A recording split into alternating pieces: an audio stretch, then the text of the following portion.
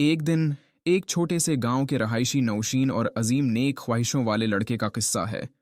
इसका नाम अहमद था, जो बेहतरीन अखलाकी और दीनी कीमतों के हामिल था। अहमद का दिल हर वक्त अल्लाह की तरफ मुतवज्जा रहता था। इसने छोटे से ही कुरान की तालीम हासिल की और नमाजों को कायम रखने में मसरूफ रहता था। इसकी मेहनत और तवाज़ो ने गांव वालों को अच्छी राहों में हिदायत करने में मदद फराहिम की। एक दिन गांव में एक बड़ी मुसीबत आई, जिसमें गांव का कुछ हिस्सा ज़ेर आतिश हो गया। लोग थक कर चुक गए और मदद की गर्दाब में फंस गए। अहमद ने फौरन अपनी मावनत का इजहार किया और दीगर गांव वालों को भी मदद करने के लिए बुलाने लगे।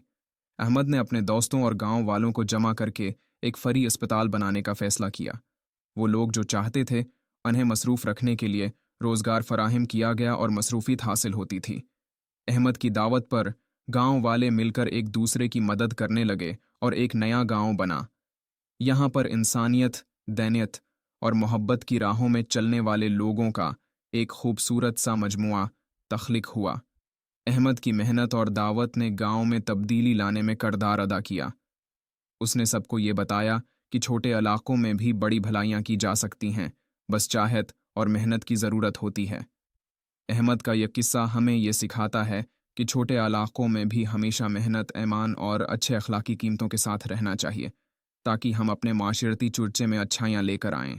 अगर वीडियो पसंद आए तो लाइक करें और चैनल को सब्सक्राइब करें। शुक्रिया।